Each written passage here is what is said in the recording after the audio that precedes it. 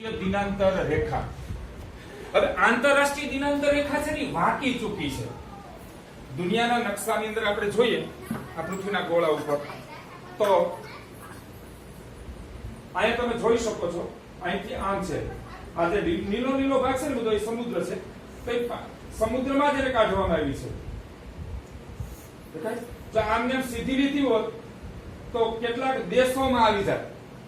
ખબર પડી કેટલાક દેશોમાં આવી જાય તો કેટલાક દેશોમાં આવી જાય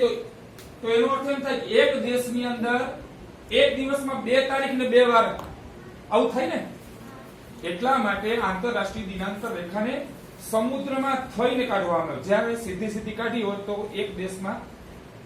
2 વાર ને 2 તારીખ થાય પણ એવું ન કરતા